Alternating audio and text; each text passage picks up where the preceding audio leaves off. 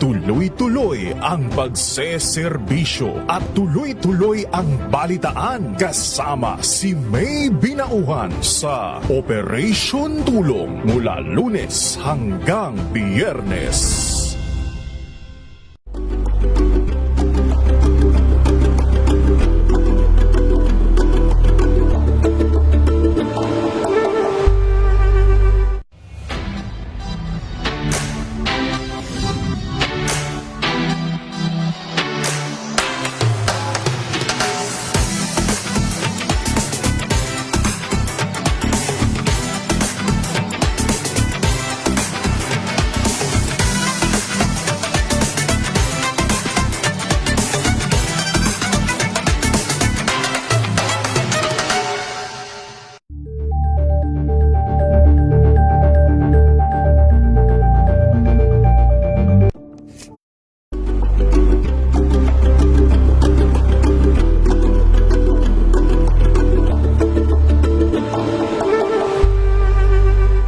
Maagang balitaan, maagang usapan sa mga issue at balita kasama si Kuya Angelo Palmones sa Magandang Umaga Pilipinas mula Lunes hanggang Biyernes.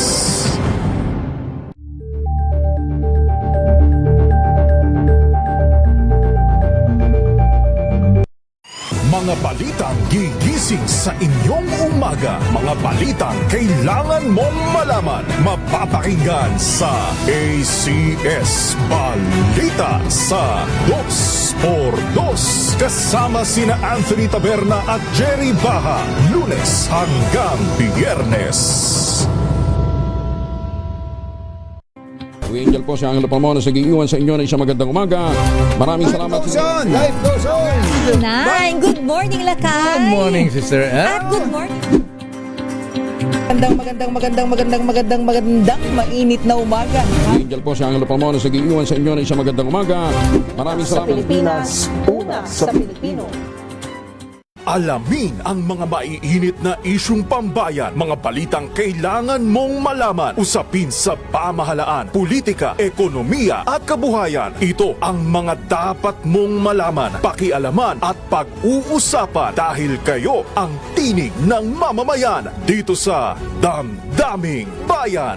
Live sa DZRH Radio, DZRH TV at DZRH Digital. Kasama sina Lakay, Deo Macalma at Elaine Apit. Araw-araw, Lunes hanggang Biyernes. Damdaming Bayan.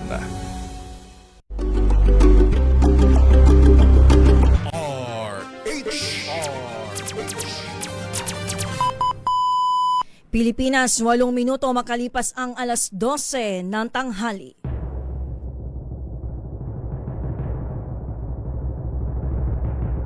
And the Golden Dove for Best Field Reporter goes to Giselle Ricafort, DZRH. Ito na ang 28th KBP Golden Dove Awardee, Best Field Reporter, si Giselle Ricafort sa Rapido Hataw Balita Sunday Edition. Sa mga balitang kailangan mong malaman, unang-una sa mga balita, RH Rapido Hataw Balita mula sa MBC Radio News Center Manila. RH Rapido Hataw Balita sa mga balitang pambansa, lokal, internasyonal at iba pa. RH Rapido Hataw Balita. At ngayon, narito ang inyong mga tagapagbalita, Josa Cruz at Giselle Ricafort sa RH Rapido Hataw Balita.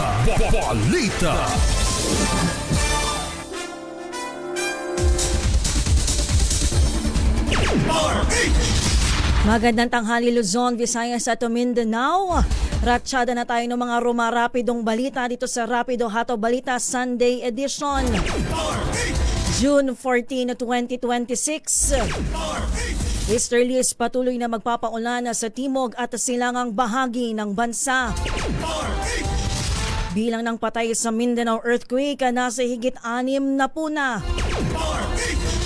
Aftershocks patuloy na yumayanig sa ilang bahagi ng Mindanao na itala sa higit 5,000.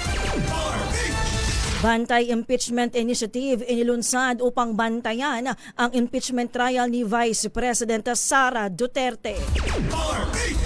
International Criminal Court iniutos ang panibagong health assessment kay dating Pangulong Rodrigo Roa Duterte. Dagdag bawas sa presyo ng langis namumuro sa Martes. Kasunduan ng Iran at US nakabinbin pa. Iran may pag-aalinlangan sa timing.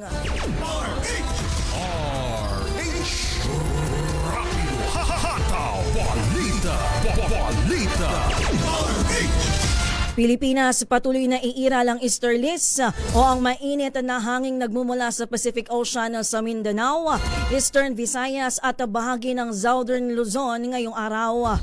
Ayon sa DOST Pag-asa, magdadala ito ng madidilim na kalangitan na may kasamang kalat-kalat na pag-ulan at pagkulog pagkidlat sa Zamboanga Peninsula, Basilan at Tawi-Tawi. Bahagyang may kaulapan naman na may tsansa ng biglaang buhos ng ulan ang mararanasan sa Bicol Region, Eastern Visayas at sa nalalabing bahagi ng Mindanao. Samantala maaliwalas ngunit may posibilidad pa rin ng localized thunderstorms o biglaang pag-ulan dito po sa Metro Manila at sa nalalabing bahagi ng bansa. Nagbabala ang Weather Bureau sa publiko na mag-ingat sa banta ng flash floods o biglaang pagbaha at landslides tuwing may malalakas na buhos ng ulan.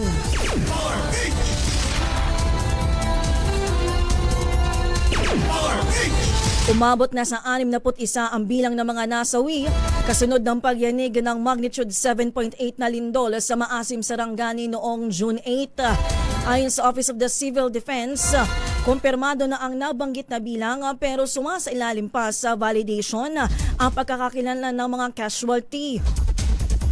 Umabot na rin sa 1,403 ang bilang ng mga nasugatan habang 40 naman ang bilang ng mga napaulatan na nawawala. Karamihan sa mga ito ay mula sa Sarangani at Jose Abad Santos. Nagpapatuloy ang search operations pero nananatiling hamon dito ang mga sirang kalsada dahil sa landslide.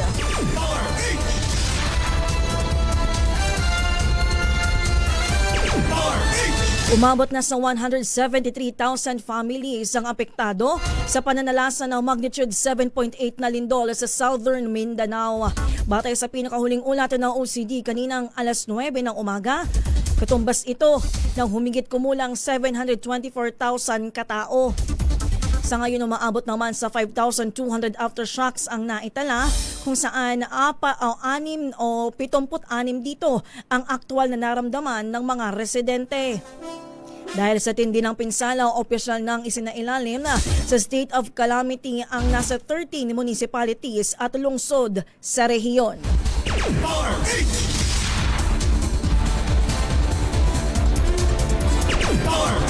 Umabot naman sa 590 million pesos ang halaga ng pinsala sa mga gusali at iba pang infrastruktura dyan po sa Coronadal City at 10 bayan sa South Cotabato matapos pong yumanig ang magnitude 7.8 na lindol sa rehiyon noong Lunes. Ayon kay South Cotabato Governor Reynaldo Tamayo Jr., nasa 562 families na ang lumikas dahil sa lindol. Iniulat naman ng mga otoridad na 73,436 families o mahigit 300,000 individuals sa rehiyon ng Socsargen ang naapektuhan dahil sa pagyanig.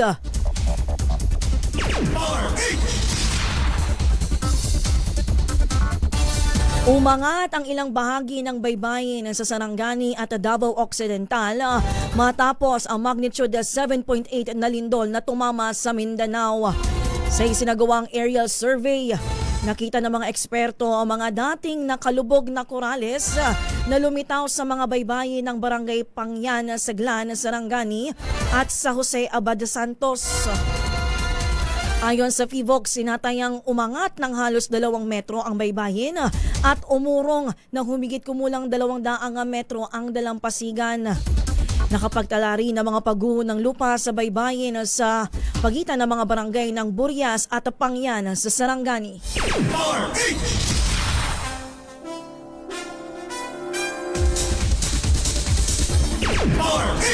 Sa iba pang mga balita, inulunsad ng nasa 120 civic organization ang Bantay Impeachment Initiative na layong himukin ang publiko upang bantayan ang paglilitis kay Vice President Sara Duterte. Target din ng inisyatibang palaganapin ang kaalaman ng mga Pilipino sa proseso ng impeachment kasabay ng pag-iit ng pressure sa mga senator judge para sa patas na trial. Magsasagawa sila ng community forums, campus discussions, arawang explainer at fact-checking habang nag-oorganisa ng rally para sa opening ng impeachment trial sa July 6.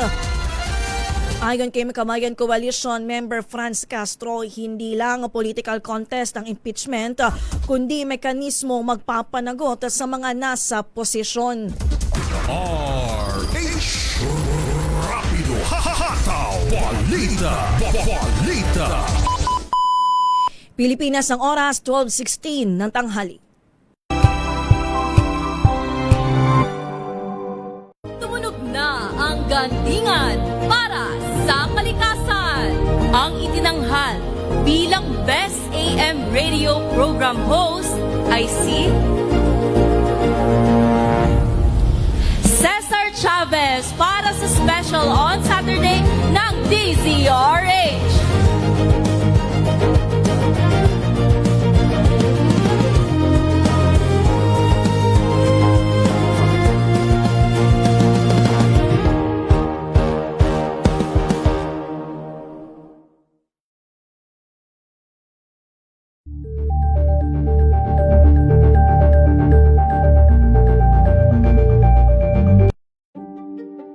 Buklatin ang mga pahina. Pakinggan ang boses ng lipunan. Tunghayan ang mga issue mula sa ibang katayuan. Nakakalungkot kasi deserve ba namin ng ganito? Na hindi nila alam kung ano talaga yung kanilang mga karapatan. Yung gobyerno, tinulungan nila yung kanilang magsasaka. Pinapatahimik tayong lahat using various laws. Through education, kayang-kaya nating baguhin yung ganitong klaseng pag-iisip. Isang kwento, iba't ibang anggulo. Dito, sa Point of View.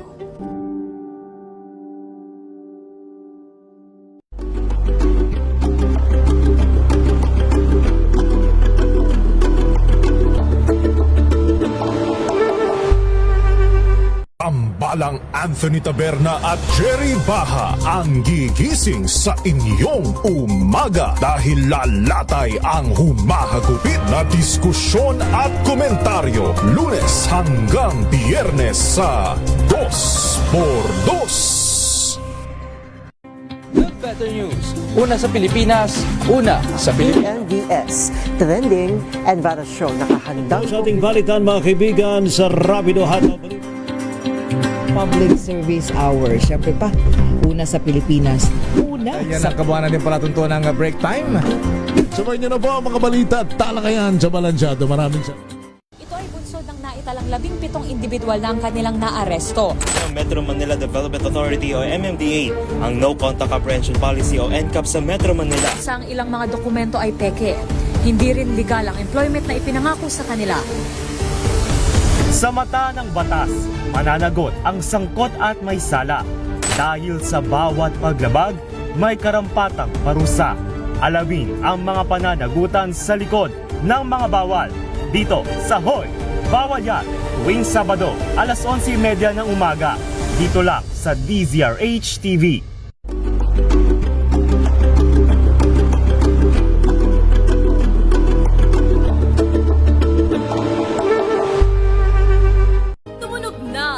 Gandingan para sa kalikasan.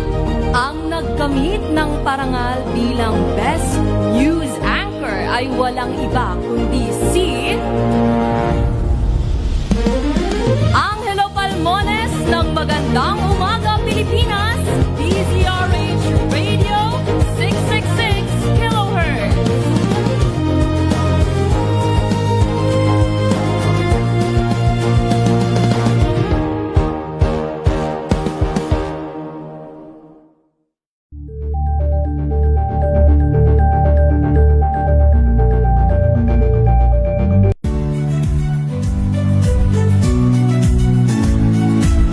Magandang araw mga kaibigan. Ito po ang inyong balerina ng bayan, si Lisa Makuha Elizalde, na nag-aanyaya sa inyong samahan kami at ang aming mga espesyal na panauhin para sa kalahating oras ng masayang kwentuhan sa aming programang Art to Art, kung saan ang usapang sining at kultura ay para sa lahat. Huwag kaliligtaan, tuwing linggo, alas 3:30 ng hapon, dito lamang sa DZRH Radio, DZRH TV, at via online streaming.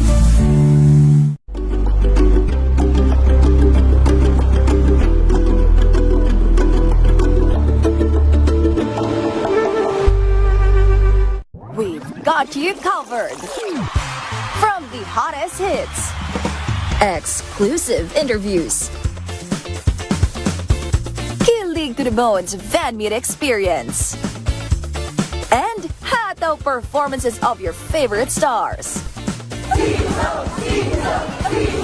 Saturdays, 12 noon, dito lang sa DZRH TV. Samahan niyo po ako hanggang 7:30 ng gabi. DZRH Usapang Liga. Magandang gabi Pilipinas, Metro and Mega Manila, nas extension sa DZRH at RHT. Ray Sibayan at Kisses Hubson para sa DZRH, una sa Pilipinas. Una sa Pilipino. Curious ka ba sa maraming bagay? Kami na ang bahala dyan.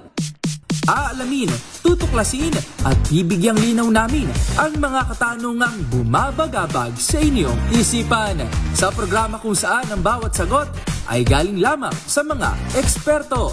Ang Expert's Opinion, tuwing linggo alas 3 ng hapon, dito lang sa DZRH.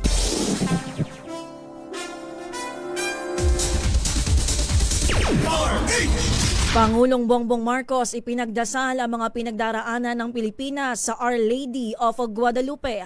Detalye sa report ni RH14 ng Miss Let Narciso. Miss Let? Diyosa, itinaas ni Pangulong Ferdinand Marcos Jr. ang mga pasanin at mithiin ng Pilipinas sa Our Lady of Guadalupe sa dinaluhang misa sa Manila Cathedral sa Intramuros kahapon, hudyat ng pagsisimula ng pilgrimage. Pinangunahan ng Pangulo ang Act of Consecration and Entrustment ng Our Lady of Guadalupe sa makasaysayang pagbubukas ng misa sa pamumuno ni Manila Archbishop Jose Cardinal Advincula.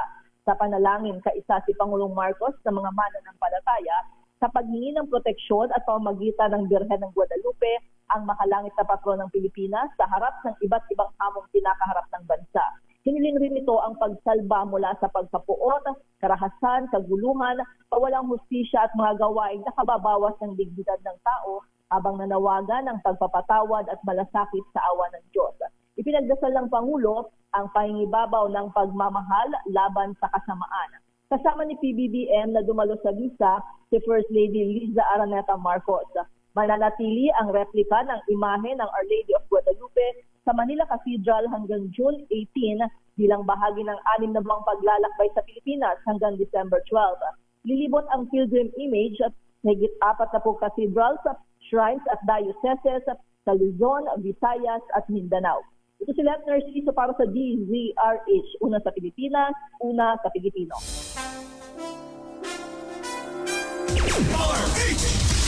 Matagal na paliwanag sa trahedyang sinapit ni Adili at Baterbonia, pinakamatinding lapses ng Ateneo. Sino nagsabi niyan? RH12, Milky Regunan. Manang Milky.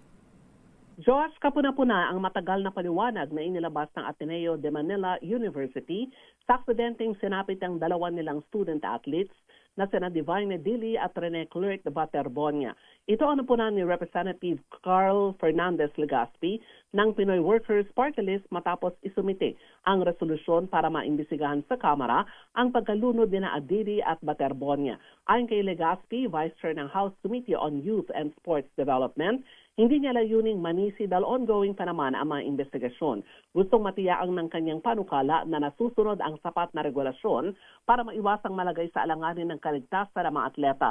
Sa panukalang investigasyon, sinabi ni Legaspi na gusto niyang marinig ang mga paliwanag kung bakit sa dagat isinagawa ang training at kung meron bang consent o pahintulot sa atleta at kanilang mga magulang ang ipinatupad na training regimen. Narito ang pahayag ni Pinoy Workers Party List Representative Carl Fernandez Legaspi. Vice Chair ng House Committee on Youth and Sports Development, sa panayam ng isyung pambayan. Nga po, yung tagal po ng hindi paglabas ng statement ng Ateneo na para po directly address ang panawagan po ng pamilya, hindi po encouraging at sana po at the most immediate time maano na rin po nila mabigyan nila ng pansin ang mga public statements po ng pamilya. Nakita ko po kahapon yung Ateneo de Davao po, bigay nga ng scholarship sa pamilya. Yun po, malaking tulong po yun. At, I think the family will appreciate that. Oo. At syempre po, sana po mas mapaigting nila yung yung crisis response nila. Una rito, nililaw naman ni Father Roberto Yap, ang Pangulo ng Ateneo. Nakiusap sila na huwag munang magbigay ng anumang statement si Coach Tab Baldwin habang nagpapatuloy ang proseso at investigasyon. Ayon kay Father Yap, habang mataas ang emosyon, hindi makabubuti ang public commentary mula kay Baldwin at hayaan munang magluksa muna ang Ateneo community habang patuloy ang investigasyon sa insidente. Ako si Mil Criguna, nagulat para sa DZRH, una sa Pilipinas, una sa Pilipino.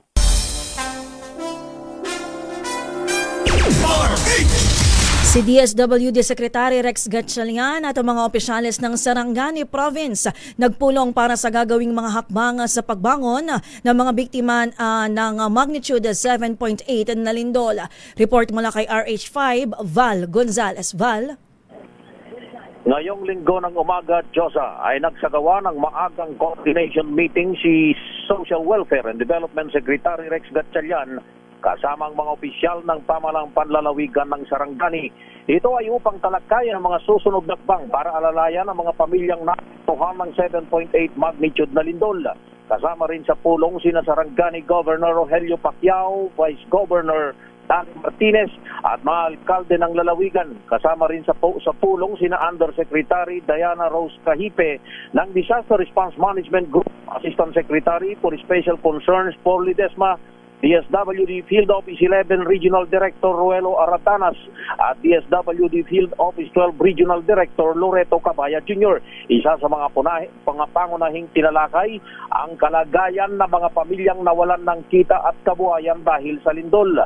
Bilang tugon, ilalatag ng DSWD ang pagpapatupad ng Emergency Cash Transfer Program para matulungan ang nasabing mga pamilya.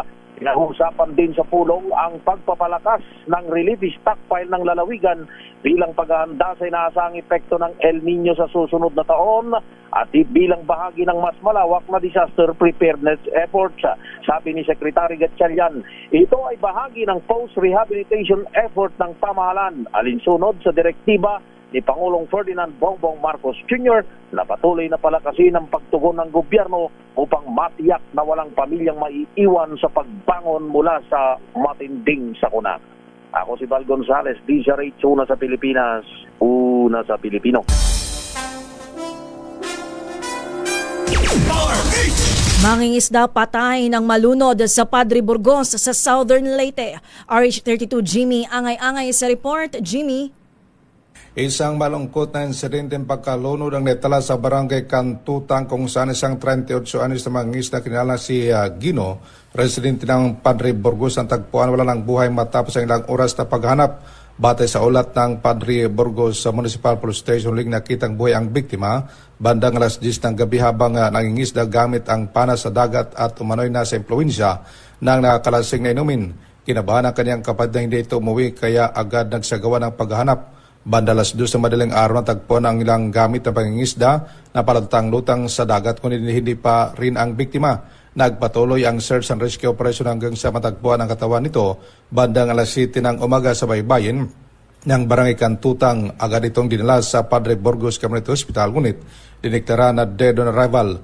Patuloy palala ng mga otoridad sa publiko na iwas sa pangingisda sa gabi lalo na kung nasa impluensya ng alak upang maiwasan ang ganitong trahedya. Mula dito sa DYVL Action Radio Tacloban, ito si RH32 Jimmy, angay-angay para sa DZRH, una sa Pilipinas, una sa Pilipino. Samantala, mas mahigpit na border security ang malaking tulong sa paglakas ng turismo ayon po yan sa Bureau of Immigration. Detalye mula kay RH5, Val Gonzales. Val? Diyosa, patuloy na lumalakas ang turismo sa bansa kasabay ng pagdami ng mga dayuhang bumibisita ngayong ikalawang quarter ng 2026. Batay sa datos ng Bureau of Immigration, umakyat sa 1.3 million ang bilang ng foreign arrivals noong Abril ngayong taon mula sa 1.3 million sa kaparehong panahon noong 2025. Sa record ng BI, tumaas din sa 1.309 million ang dumating noong Mayo mula sa 1.299 million noong nakaraang taon. Ayon kay BI spokesperson Dana Sandoval, malaking ambag sa paglago ng turismo ang pinaigting na seguridad sa mga paliparan at pantalan ng bansa. Nangunguna pa rin sa mga turistang bumibisita sa Pilipinas ang mga South Korean na sinundan ng mga Amerikano, Canadian, Japanese at Chinese. Kaugnay nito, isinusulong ng BI ang isang 10.74 billion peso public-private partnership project mula sa modernisasyon ng border control systems sa mga pangunahing paliparan, isang international seaport at mga border station sa bansa. Kabilang sa mga nakatakdang ipatupad ang biometric facial recognition, immigration kiosk at mas advanced na passenger screening technologies. Aniya, nagtutugma ang tourism promotion campaign ng DOT na Love the Philippines at Protect the Philippines ng BI na kapwa naglalayong itaas ang turismo kasabay ng pagbibigay proteksyon sa border ng bansa. Ayon pa kay Sandoval, mahalaga ang makapagot mahigpit na border security upang mapanatiling ligtas ang bansa at masuportahan ang patuloy na paglago ng turismo sa bansa. Ako si Val Gonzales, DZRH, una sa Pilipinas, una sa Pilipino. RH Rapido Hataw Balita Balita. Pilipinas ang oras 12:32 ng tanghali.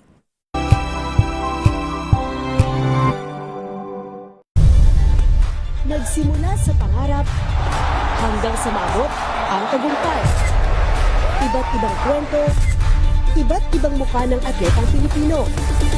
Mas pinatindi, mas pinalakas, at mas pinaaksyon sa Match Point tuwing Sabado, 12:30 ng tanghali sa DZRH TV.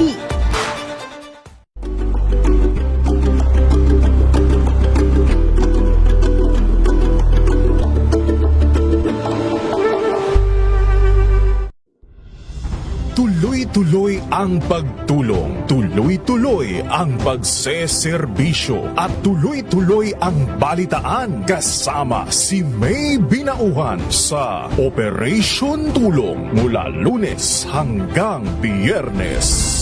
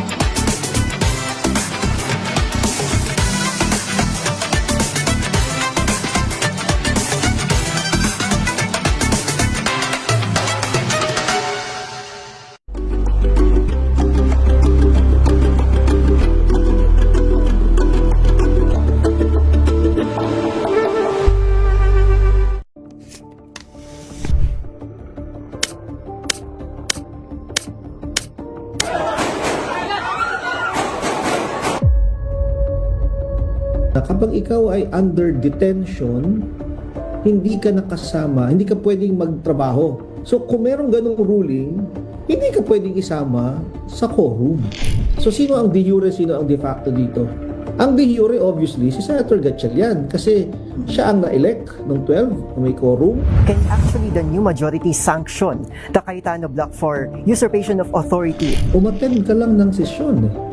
Makikita mo na hindi na ikaw ang ibobotong Senate President.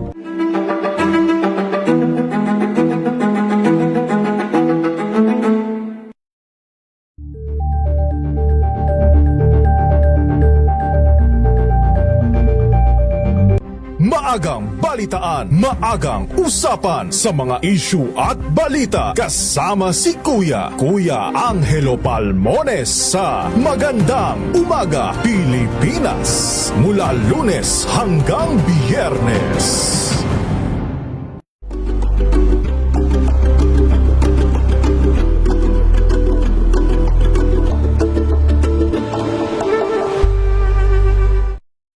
Mga balitang gigising sa inyong umaga. Mga balitang kailangan mong malaman. Mapapakinggan sa ACS Balita sa 2x2. Kasama sina Anthony Taberna at Jerry Baha. Lunes hanggang Biyernes.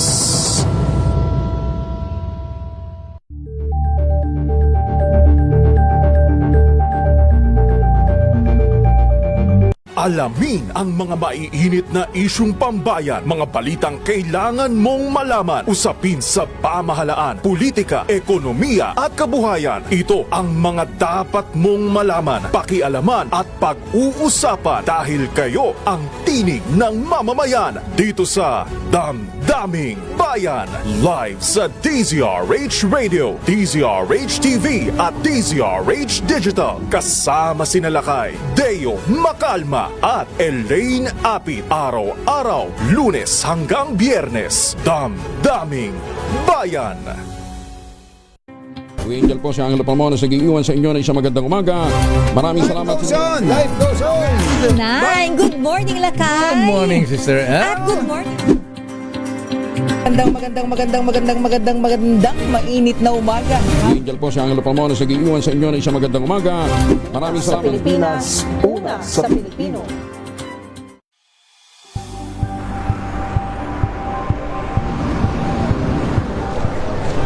Pa rin ang ating mga eksperto. Dito lang sa Expert Opinion. Ito ang The Better News. TNVS. Trending and isang kwento, iba't ibang anggulo. Dito sa Point. Bawat pananagutan ating tatalakayin dito sa Hoy. Bawal yan. Pilipino, dito lang sa DZRH. Matchable entertainment and lifestyle. Ito ang MBC TV Network News. Una sa Pilipinas, una sa Pilipino.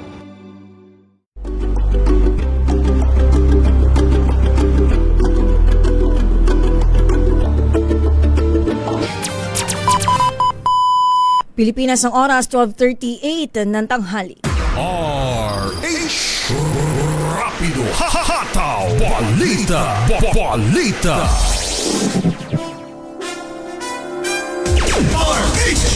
Bayan ng Mapanas sa Northern Samar, target na gawing fishery hub ng Department of Agriculture sa Western Visayas.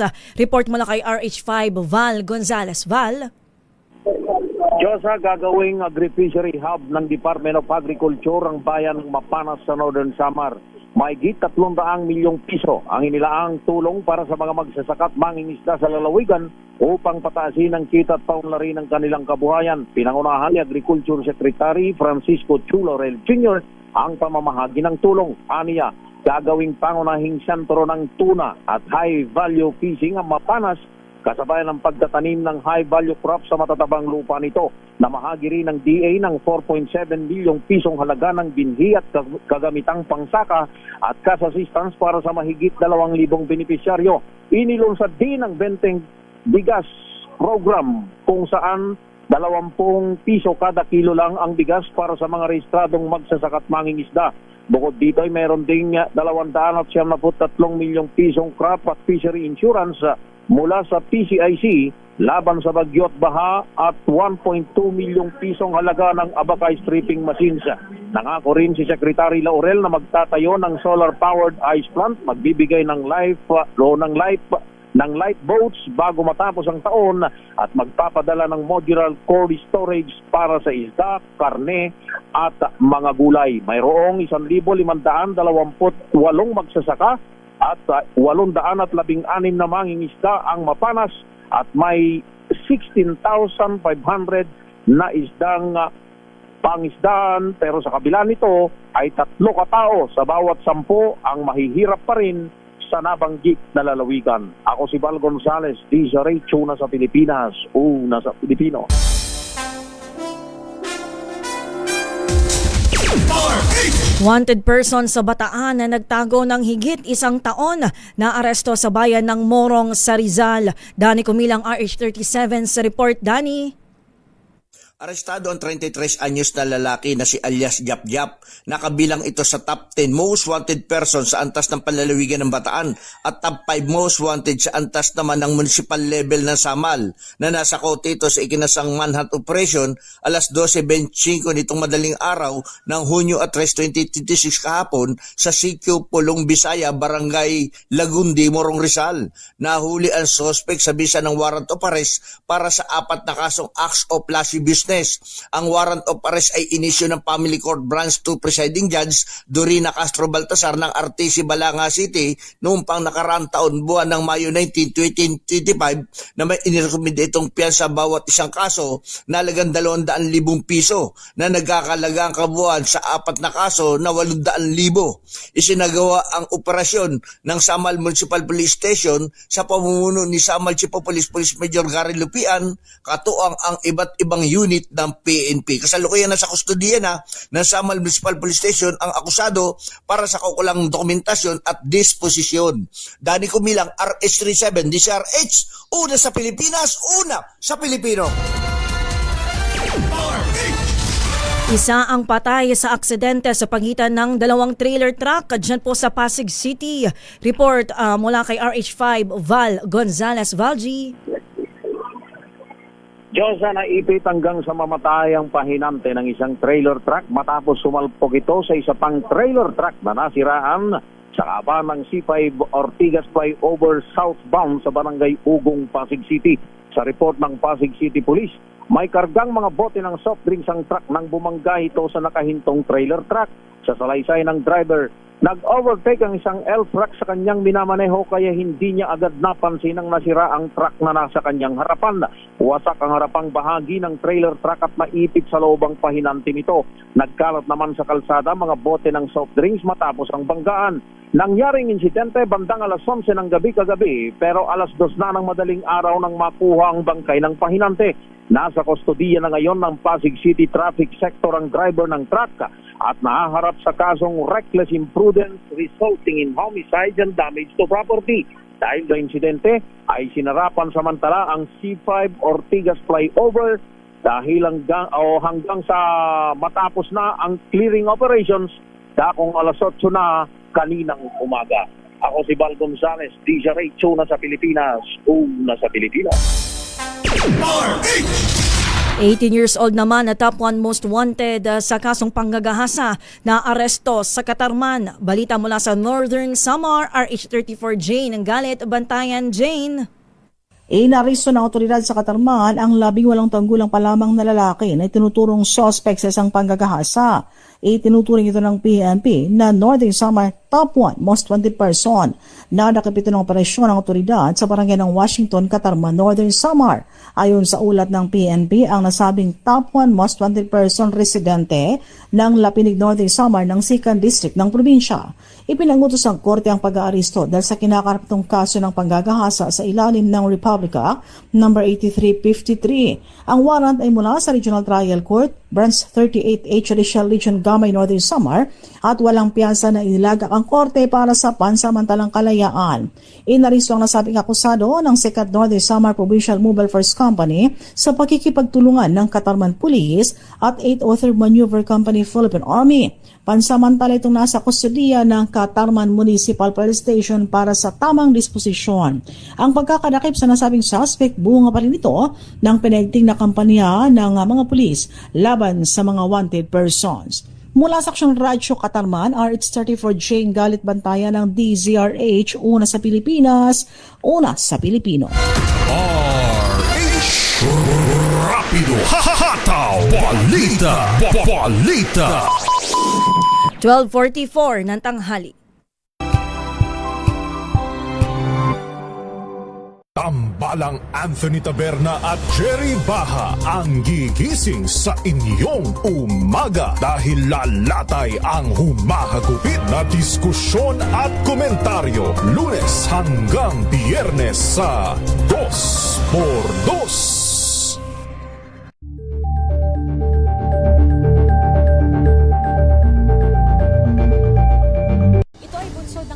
ang 17 individual na ang kanilang naaresto. Ang Metro Manila Development Authority o MMDA ang No Contact Apprehension Policy o NCAP sa Metro Manila. Sa ang ilang mga dokumento ay peke. Hindi rin legal ang employment na ipinangako sa kanila. Sa mata ng batas, mananagot ang sangkot at may sala. Dahil sa bawat paglabag, may karampatang parusa. Alamin ang mga pananagutan sa likod ng mga bawal. Dito sa Hoy, Bawal Yan! Tuwing Sabado, alas 11:30 ng umaga. Dito lang sa DZRH TV.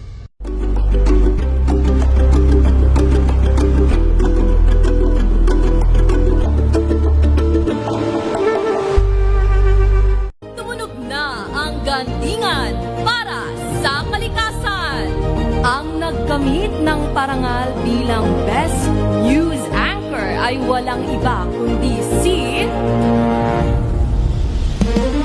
Angelo Palmones ng Magandang Umaga Pilipinas, DZRH Radio 666 kHz.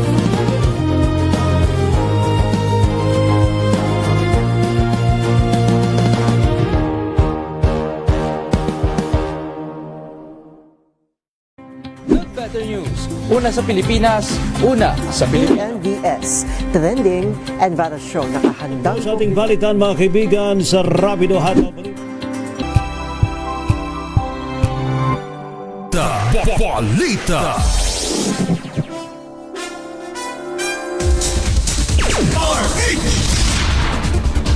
Iniutos ng mga hukom ng International Criminal Court ang panibagong medical at psychological assessment kay dating Pangulong Rodrigo Duterte.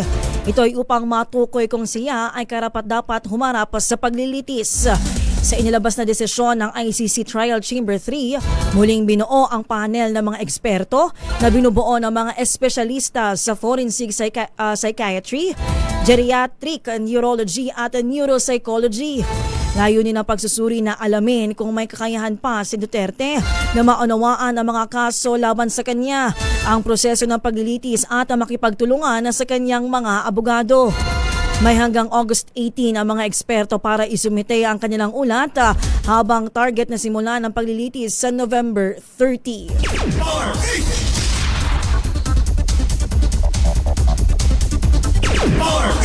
Halong good at bad news naman sa mga motorista. Kasado na ang malakihang rollback sa presyo ng diesel at kerosene sa Martes yan. Base sa 5 araw na kalakalan sa Mine of Platte, Singapore, maaring bumaba ng 4 pesos and 60 centavos ang kada litro ng diesel, habang 2 pesos and 60 centavos naman ang kada litro sa kerosene. Bad news naman dahil posibleng walang paggalaw o tumaas ng 20 centavos ang kada litro ng gasolina. Paliwanag ng Oil Industry Management Bureau ng DOE, bahagya lang ang epekto ng panibagong tensyon sa pagitan ng US at Iran.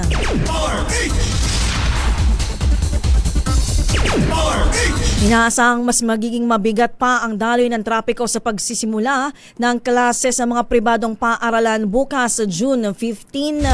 Ayon kay MMDA Chairman Don Artes, tinatayang madadagdagan pa ang traffic volume lalo na sa mga lugar na maraming private school. Kabilang anya sa mga pinaka-maaapektuhan ay ang Katipunan na dinaraanan ng maraming school-related vehicles araw-araw at nakapagtala ng karagdagang 14,000 na mga sasakyan tuwing pasukan. Giit ni Artes, bilang tugon ay magde-deploy ang MMDA ng kanilang enforcers para umalalay sa mga estudyante at pangasiwaan ng daloy ng mga sasakyan upang maiwasan ang buhol-buhol na traffic.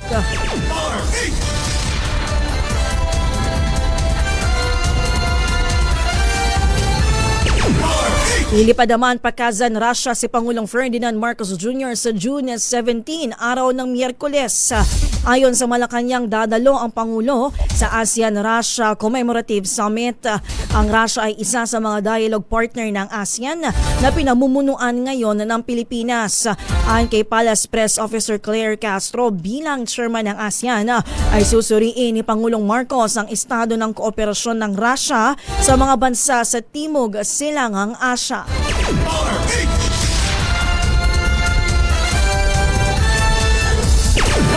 Darating naman sa Pilipinas bukas si German President Frank-Walter Steinmeier para sa isang state visit mula June 15 hanggang June 17. Nakatakdang makipagpulong si Steinmeier kay Pangulong Ferdinand Marcos Jr. para talakayin ang mga usapin sa kalakalan at pamumuhunan, depensa, maritime cooperation, renewable energy at iba pang larangan ng pagtutulungan ng Pilipinas at Germany. Ayon sa Malacanang, magpapalitan rin ng pananaw ang dalawang lider hinggil sa mga regional at global issue kabilang ang pamumuno ng Pilipinas ng ASEAN. Sabi ng palasyo, mahalaga ang pagbisita ng German leader dahil ang Germany ang pinakamalaking trading partner ng Pilipinas sa mga bansang kasapi ng European Union. Ito ang unang state visit ng pinuno ng Germany sa loob ng mahigit 60 taon.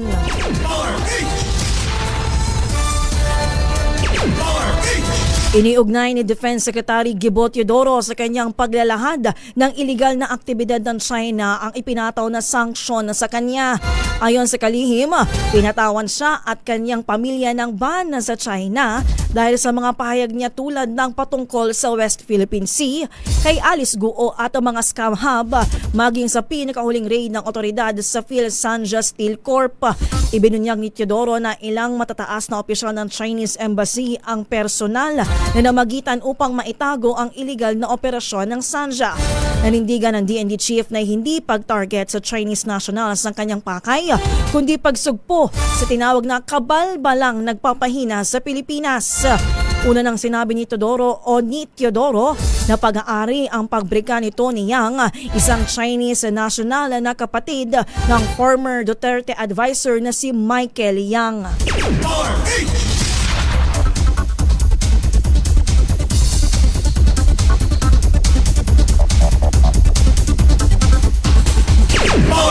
Napapanahon ng pag-aralan ng pamahalaan ang pagpapatupad ng law enforcement operation sa Baho de Masinloc o Panatag Shoal para maalis ang nadiskubring moving structure ng China sa loob ng bahura. Ito ang mungkahi ni maritime law expert J. Batong Bakal sa gitna ng patuloy na pagmamatigas ng China na sila ang may jurisdiction sa fishing ground na nasa loob ng Philippine Exclusive Economic Zone. Sa panayam ng DZRH, iginiit ni Batong Bakal na may legal na batayan ng Pilipinas para magsagawa ng tinatawag niyang self-defense. Meron din tayong choice, medyo dangerous man o medyo critical man, no, to invoke yung self-defense ng ating territory, no? Ayun. Kaya nga very serious ang ginagawa nila yan, no? Dati nung 1970s and 80s, pinapasabog lang natin yung mga nakikita nating struktura diyan sa Scarborough at sa Kalayaan, no? Baka kailangan nating pag-isipan ngayon kung kailangan nating gawin uli yun, no? Aminado si Batong Bakal na hindi magiging madali ang anumang operasyon ng militar sa lugar, lalo't ngayon ay may mga nakitang tao sa ibabaw ng 6x6 na istruktura. Dagdag pa niya magiging komplikado ang paglapit at posibleng magdulot ito ng panibagong tensyon o eskalasyon sa pagitan ng Pilipinas at China. Meron tayong sadsad na barko pero mas marami sila ngayong kapaligid at magiging situation yan katulad nung sa BRP Sierra Madre, no? Baka mamaya magwala na naman sila, no? Palabas na naman nila yung mga Coast Guard nilang walang disiplina. Talagang yung potential na magkaroon ng escalation at lumala ang gulo ay malaki, no?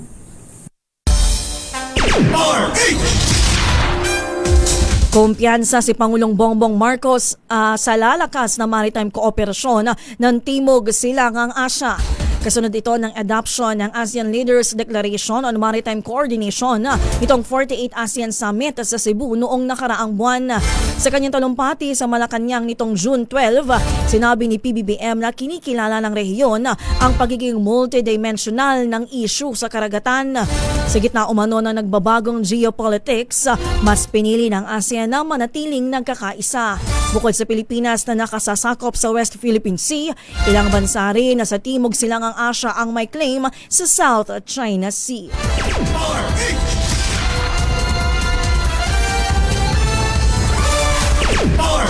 Ilang araw naman matapos mahak ang website ng Senado, Website naman ng Kamara ang napasok ng mga cyber activities. Sa mensaheng ipinaskil ng hackers sa website ng House of Representatives, sinabi nilang protesta ito sa korupsyon sa pamahalaan. Wala pa namang impormasyon o ebidensya kung may nag-leak na sensitibong impormasyon dahil sa breach. Una na nagpahayag ng kahandaan ang pabansang pulisya na tumulong sa DACT para imbestigahan ang hacking incident.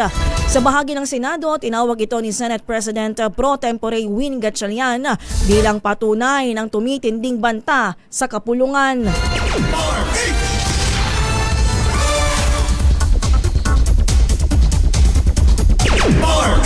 Tinawag na delusional at insulto ng August 21 Movement o ATOM ang paghambing ni Senator Alan Peter Cayetano sa kanya kay Ninoy Aquino. Sa isang Facebook Live, itinaas ni Cayetano ang laban sign at sinabing pareho sila ng krusadang kalayaan ng bayani at dating senador. Pero giit ng grupong ATOM, lumaban si Aquino noon sa kasamaang nirepresenta umano ng mga Duterte at mga Marcos. Konektado si Cayetano at kanyang grupo sa mga Duterte na suportado ang kanyang paggiit sa liderato ng Senado.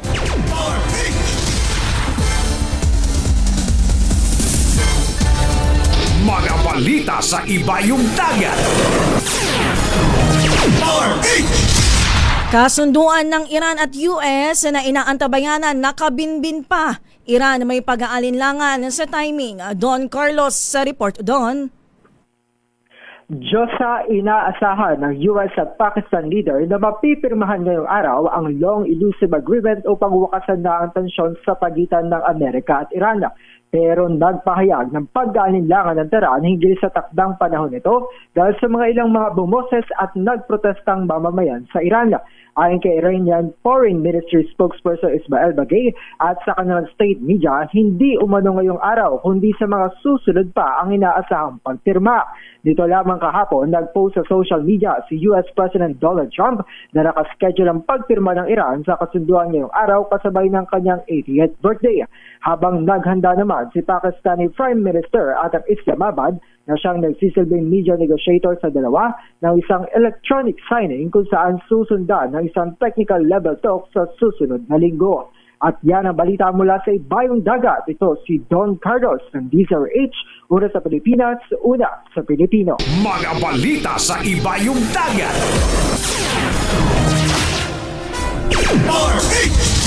Balikan na natin ang ating headlines ngayong June 14, 2026. Easterlies patuloy na magpapaulan sa timog at silangang bahagi ng bansa ayon sa Pag-asa. Bilang ng patay sa Mindanao earthquake nasa higit 6 na po na. Aftershocks patuloy na yumayanig sa ilang bahagi ng Mindanao na itala sa higit 5,000. Bantay Impeachment Initiative inilunsad upang bantayan ang impeachment trial ni Vice President Sara Duterte. International Criminal Court iniutos ang panibagong health assessment kay dating Pangulong Rodrigo Duterte. Dagdag bawas sa presyo ng langis na namumuro sa Martes. At kasunduan ng Iran at US na nakabinbin pa, Iran may pag-aalinlangan sa timing. Rapido Hataw Balita. Inyong nakasama sa isang oras na ratsyada ng balita dito sa Rapido Hataw Balita Sunday Edition. Sa pangalan ng aking partner na si Giselle Ricafort, ako po si Josa Cruzat. Nag-uulat para sa DZRH, una sa Pilipinas, una sa Pilipino. 1 minuto bago mag-alauna ng hapon. Curious ka ba sa maraming bagay? Kami na ang bahala dyan.